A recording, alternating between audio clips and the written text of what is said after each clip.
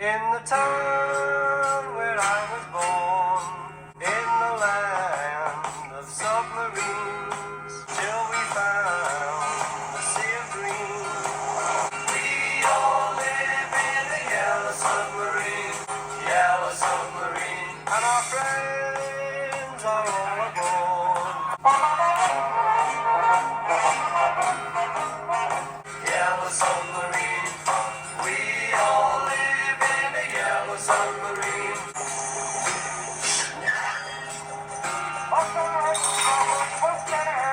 Every one of us has all we need. Submarine. We all live in a yellow submarine. Hey guys, how are you today? Welcome back to my channel. Today I'm continuing with my Beatles discography journey, and we have made it to their 10th studio album from 1969 called Yellow Submarine. Now the album does contain 6 songs, including 4 new songs, and the previously released Yellow Submarine and All You Need Is Love. The remainder of the album is a re-recording of the film's orchestral soundtrack by the band's producer George Martin. So not only is this a studio album, but it also doubles as a soundtrack album for the animated film called Yellow Submarine from 1968. It's an animated musical comedy adventure film inspired by the music of the Beatles. This project was regarded as a contractual obligation by the Beatles, who were asked to supply 4 new songs for the film. Now, it looks like the Beatles showed minimal enthusiasm for this project. I am looking at the track list for the album, and side 1 of the album is where the songs are from the film. Side 2 is where the orchestral part is. So I don't really know what to make of the orchestral part of this album. I guess I'll briefly check it out for you guys. Now, some of you suggested that I don't listen to side 2 because there really isn't a point. So I guess overall this will be a very short video. We did kick off this video with track 1, Yellow Submarine. And this is a fun track. I enjoy it, and I won't really talk about it because I already did. I listened to the song for the first time in my video for Revolver, so if you want to check out my initial impressions of the song, you can check out that video. So I'm not going to talk about it. If I was to talk about it, I would just be kind of regurgitating what I said already in that video, so I won't be really delving into Yellow Submarine. I also won't be listening to track 6, All You Need Is Love, because just like Yellow Submarine, this is a track I already listened to on one of their prior albums. Yes, for Magical Mystery Tour. So let's move on to track 2, Only a Northern Song.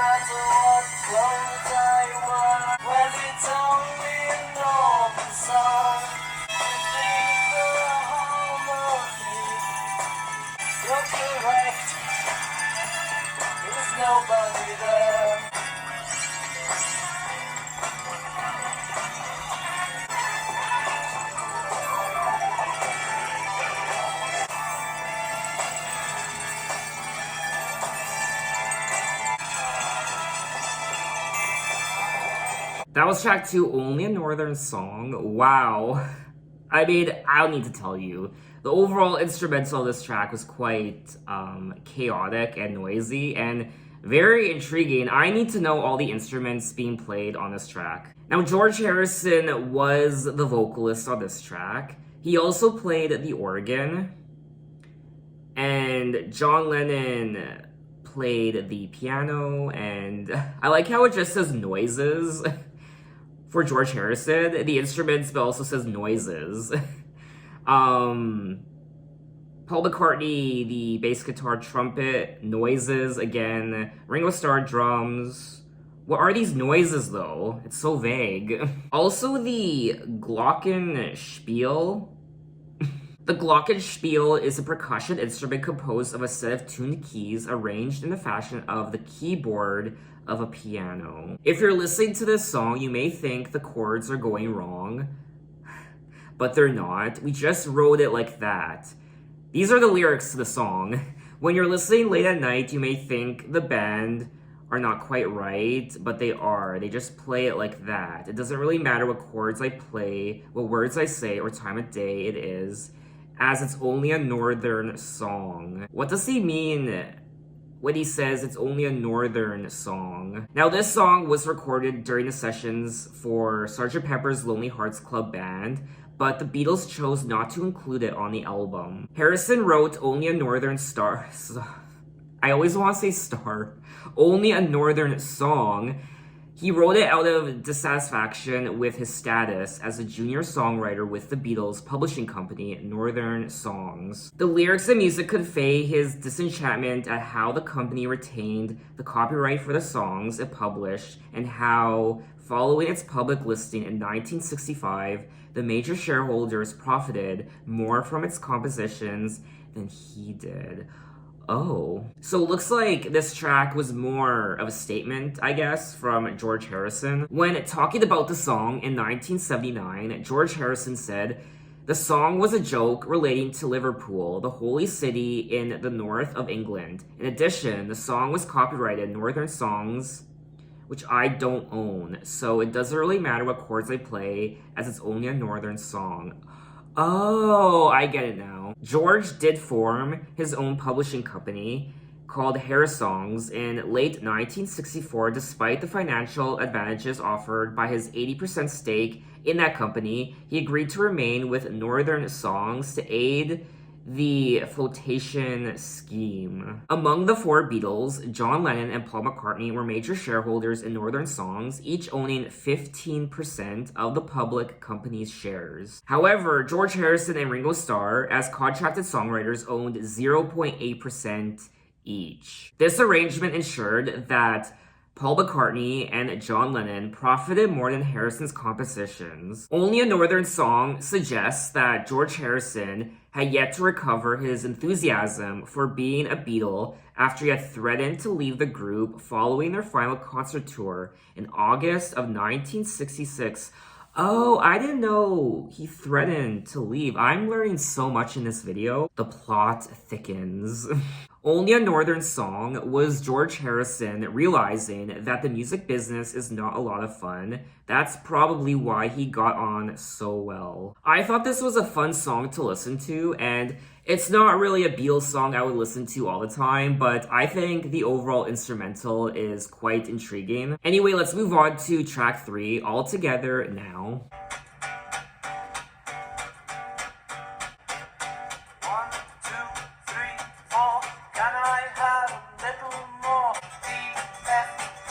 I love you. Look at me. All together now. All together now. Black, white, green, red. Can I take my teddy bear? All together now. All together now. All together now. All together now. In the road. Look at me. All together now. All together now. All together now. All together now.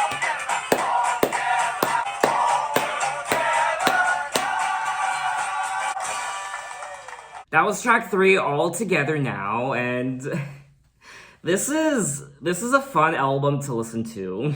Not to say their other albums weren't fun, because they were, but this is, I mean, you know what I'm talking about. It's very, I don't know, it's just has that fun personality to it, makes you want to clap your hands, and I like the lyrics, I like the overall instrumental. I'm having fun. I guess what I'm trying to say is they're not taking themselves seriously on this album, I guess, in these songs. 1, 2, 3, 4, Can I Have a Little More? 5, 6, 7, 8, 9, 10, I Love You. A, B, C, D, Can I Bring My Friend to Tea? E, F, G, H, I, J, I Love You. Sail the ship, chop the tree, skip the rope, look at me, all together now, all together now. I like how the song, it speeds up the longer you listen to it. I like that progression. It sounds like a rambunctious song you would play when you're completely drunk and you're surrounded by a group of friends. You're at this party, it's late at night, everyone's drunk. You just start, there's something a little anthemic about this track, I guess. I guess that's what I'm trying to say. There's a sense of camaraderie on the track, all together now, the clapping, and, it's fun. I mean, it's not one of their best songs ever, I won't lie. It's still a decent song. I still had fun listening to it. Paul McCartney described the song as a children's sing-along with the title phrase inspired by the music hall tradition of asking the audience to join in. I mean, I know the lyrics are quite childish. 1, 2, 3, 4, A, B, C, D, but there's also something adult about this track where I could see more adults singing along to this track than actual children. Paul McCartney created the song to match the same lighthearted spirit of Yellow Submarine. Oh my god, I'm having flashbacks to... what was that show called? Lamb Chops? This is the song that never ends. It goes on and on, my friends. Some people started singing and not knowing what it was, and they'll continue singing it forever just because this is the song that never ends. Leave a comment, tell me what your favorite childhood sing-along song is. Oddly enough, I don't think I've ever seen an episode of Lamb Chops. I just remember that annoyingly catchy kids jingle. But anyway, let's move on to track 4, Hey Bulldog.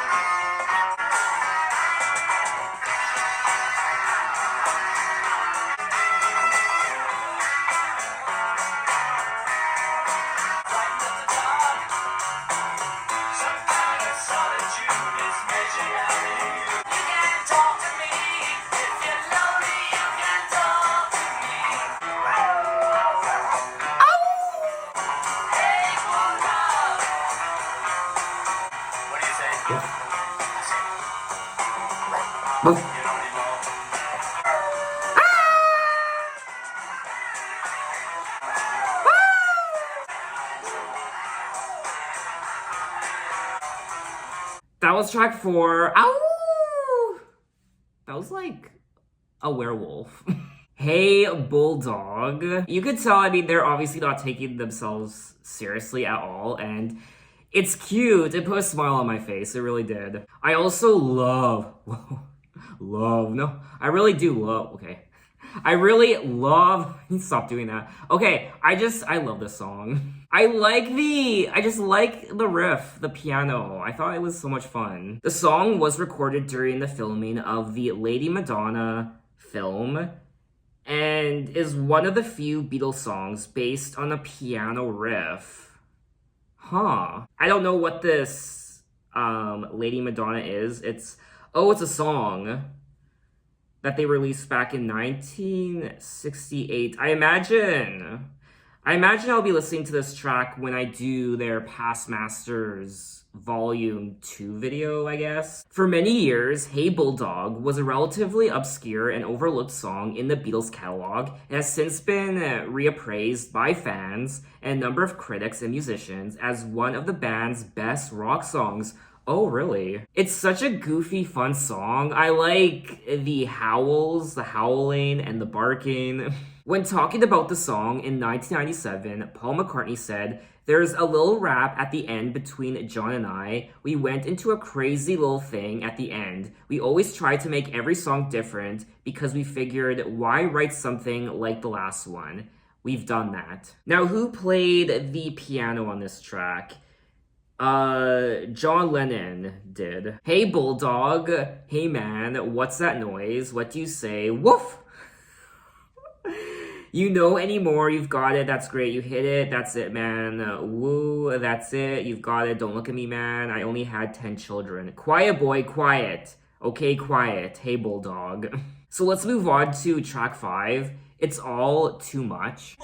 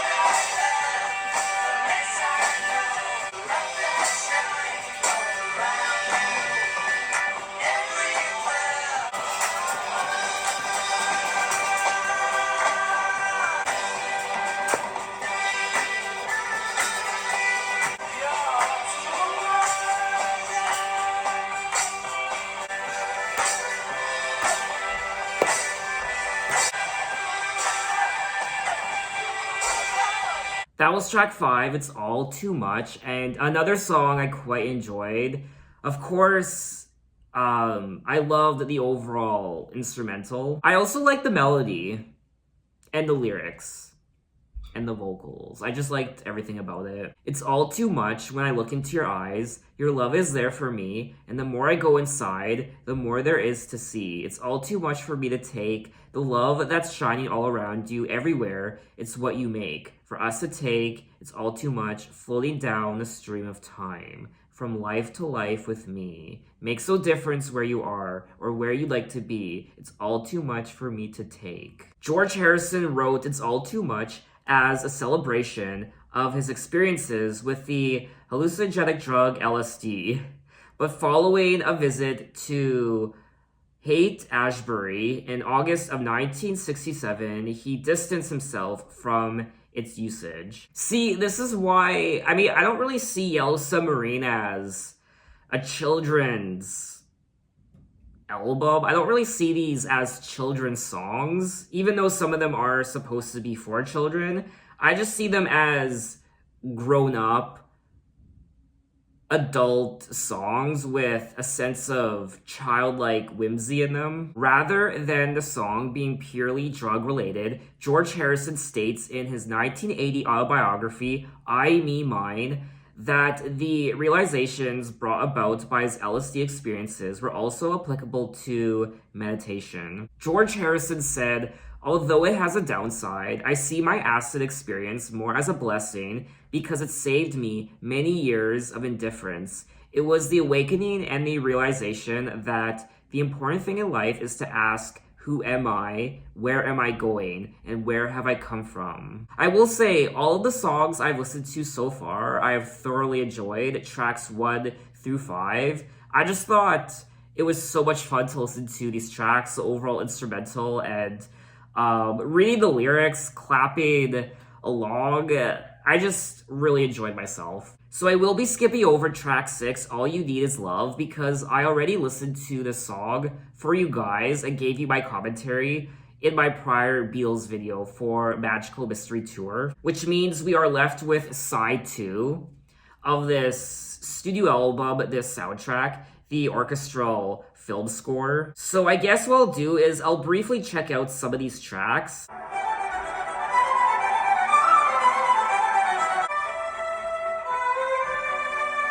I don't know, is this something you guys want to watch?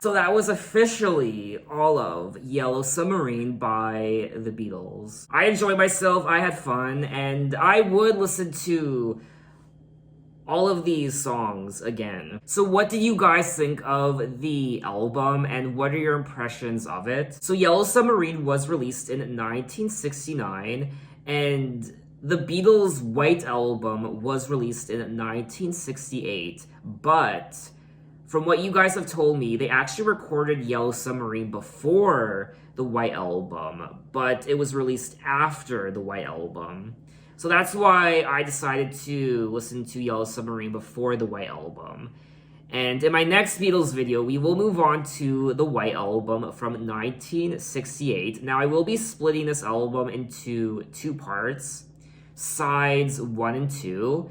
And then part 2 will be sides 3 and 4. So I'm very much looking forward to that. And thanks for watching, guys. You can find me on Twitter, you can find me on Instagram, you can message me, you can say, hey, how are you? And I'll see you next time. Take care.